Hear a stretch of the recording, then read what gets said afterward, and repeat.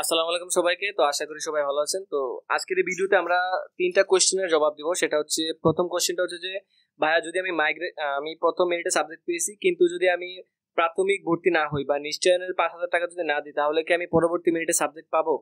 এটা হচ্ছে প্রথম প্রশ্ন।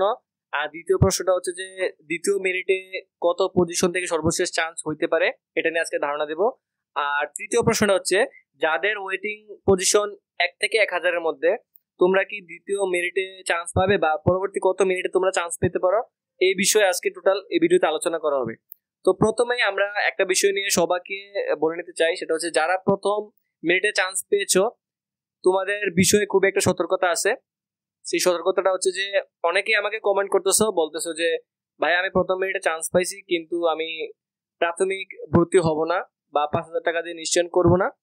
আমি দ্বিতীয় মেরিটে যদি ভালো সাবজেক্ট পাই, তাহলে আমি ওই সাবজেক্টে যে ভর্তি হব। এটা হচ্ছে সবচেয়ে বড় একটা ভুল কথা। কারণ হচ্ছে, তুমি যদি, আমি আবারও বলতেছি যে যদি প্রথম মিনিটে কেউ সাবজেক্ট পেয়ে নিশ্চয়ন করে প্রাথমিক ভর্তি না হয় বা নিশ্চয় না করে বা প্রাথমিক ভর্তি না হয়, তাহলে সে পুরো গুচ্ছের ভর্তি কার্যক্রম থেকে বাতিল হয়ে যাবে। আই রিপিট, পুরো ভর্তির কার্যক্রম থেকে বাতিল হয়ে যাবে। মানে তোমরা যদি প্রথম মিনিটে চান্স পাওয়ার পরেও যেই সাবজেক্টে আসুক, যে বিশ্ববিদ্যালয়ে আসুক, তোমরা যদি ওই সাবজেক্ট এবং ওই বিশ্ববিদ্যালয়ে যাই ভর্তি না হও বা কাগজপত্র জমা না দাও এবং 5,000 টাকা নিশ্চয়ন করার পর যদি প্রাথমিক ভর্তি না হও, তাহলে তোমার এই বছরের গুচ্ছের যে পুরো ভর্তি কার্যক্রম, সেই পুরো ভর্তি কার্যক্রম থেকে তোমরা বাতিল হয়ে যাবে। মানে তোমাদের আর এই বছর কোনো সুযোগই থাকবে না। এবং পরবর্তী বছর তোমরা যদি সেকেন্ড টাইমের হয়ে থাকো, তাহলে তো সুযোগ শেষ। আর যদি ফার্স্ট টাইমের হয়ে থাকো, তাহলে পরবর্তী বছর আবার গুচ্ছতে পরীক্ষা দিয়ে সেম প্রসেসে চান্স পেয়ে তারপর আবার ভর্তির জন্য আবেদন করতে হবে। তো এটা কিন্তু খুব একটা অ্যালার্মিং একটা কোয়েশ্চেন, যে অনেকেই দেখছি এই চিন্তাটা করতেছে যে প্রথম মেরিটে চান্স পাইছে কিন্তু ভালো সাবজেক্ট পায় না, এই জন্য তারা দ্বিতীয় মেরিটের জন্য অপেক্ষা করতেছে প্রাথমিক ভর্তি ছাড়াই। তো প্রাথমিক ভর্তি না হলে ভাইয়া তুমি পুরো গুচ্ছের কার্যক্রম থেকেই বাদ। সো ওই ক্ষেত্রে তোমার আর কিছুই করার নাই, কেউ কিছুই করতে পারবে না।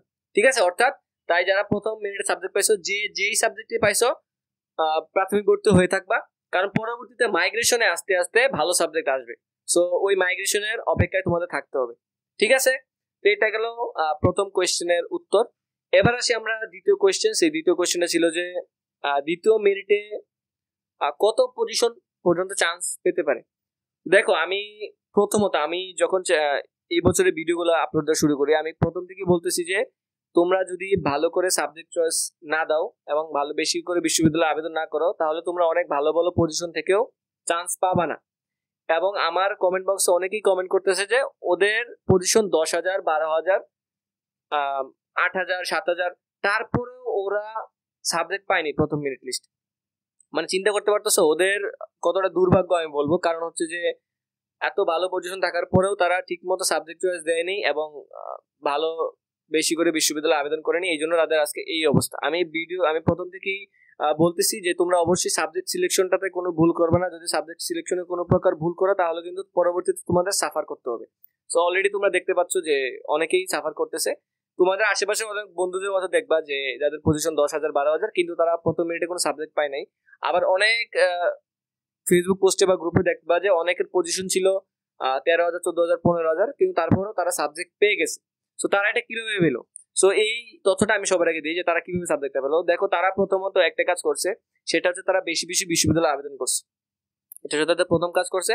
আর দ্বিতীয় একটা কাজ করছে, সেটা হচ্ছে যে ওই বিশ্ববিদ্যালয়ে যে বিশ্ববিদ্যালয়ে আবেদন করছে, ওইখানে যতগুলো সাবজেক্ট তার জন্য এলিজিবল ছিল, সেই সবগুলো সাবজেক্টে আবেদন করছে। ধরো তুমি বিজ্ঞান বিভাগে পড়ো, তো তুমি মনে করতেছো যে আমি বিজ্ঞান বিভাগ করি, আমি শুধু বিজ্ঞান বিভাগের সাবজেক্টগুলোই আবেদনে দিব। কিন্তু ওরা কিন্তু এই ভুলটা করে নাই। ওরা বিজ্ঞানের পাশাপাশি মানবিক এবং ব্যবসা শিক্ষা সবগুলো সাবজেক্টই ওরা দিছে। সো এই জন্য কিন্তু তারা প্রথম মিনিটেই সাবজেক্ট পেয়ে গেছে। তো তুমি যেহেতু বিজ্ঞান বিভাগের হয়, তুমি চিন্তা করছো যে আমি বাকি সাবজেক্টগুলো দিব না বা নন সায়েন্সের সাবজেক্টগুলো দিব না, তো ওই ক্ষেত্রে তোমার আরো ধৈর্য ধরতে হবে, দ্বিতীয় মিনিট বা তৃতীয় মিনিট পর্যন্ত অপেক্ষা করতে হবে। সো এটা ছিল যে যারা মোটামুটি পজিশন ছিল 10 থেকে 12,000 পজিশনের মধ্যে ছিল, তারপরে যারা চান্স পাওয়া নাই, সেটা হচ্ছে বিষয়টা। আর এবার সে তোমাদের যে দ্বিতীয় মিনিটে কত পজিশন পর্যন্ত যাইতে পারে।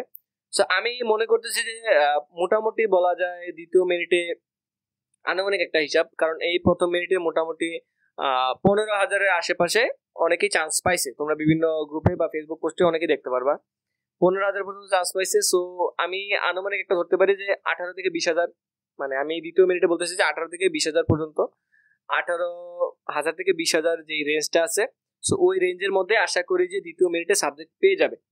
আমি আশা করতেছি আর কি, বা ধারণা করতেছি এতটুকুই।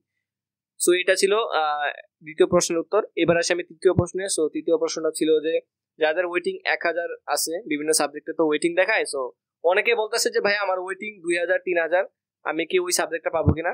না ভাইয়া, ওয়েটিং 2,000 3,000 সাবজেক্ট পাওয়াটা খুবই টাফ। আমি একটা সেফ রেঞ্জ দিছি যে 1,000-এর মধ্যে যারা ওয়েটিং আসো তোমাদের সাবজেক্ট পাওয়ার পসিবিলিটিস আছে, এবং সেটা সম্ভাবনা খুবই বেশি। কারণ দেখো অলরেডি মাত্র একটা মেরিট লিস্ট দিছে, এই মেরিট লিস্টের পরে কিন্তু আরো 4টা মেরিট লিস্ট দিবে। সো ওই হিসাব করলে আমি মোটামুটি বলতে পারি যে তোমাদের একটা পসিবিলিটিস আছে। কারণ দেখবা যে প্রতিটা মেরিট লিস্ট দেওয়ার পরেই তোমাদের যে ওয়েটিংটা ওইটা আপডেট হচ্ছে, আপডেট হয়ে কি ওয়েটিংটা কমে যাচ্ছে।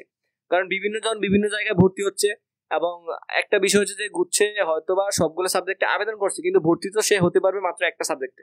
সো বাকি সাবজেক্টগুলো কিন্তু তার জন্য অন্যদের কাছে চলে যাবে। সো ওই ক্ষেত্রে তোমার ওয়েটিংটা খুব দ্রুতই আগাবে আশা করি। সো আমি একটা সেফ রেঞ্জ বললাম যে মোটামুটি 1,000-এর মধ্যে যারা আসো ওয়েটিং, তাদের মোটামুটি শেষ পর্যন্ত চান্স হওয়ার একটা হিউজ পসিবিলিটিস আছে।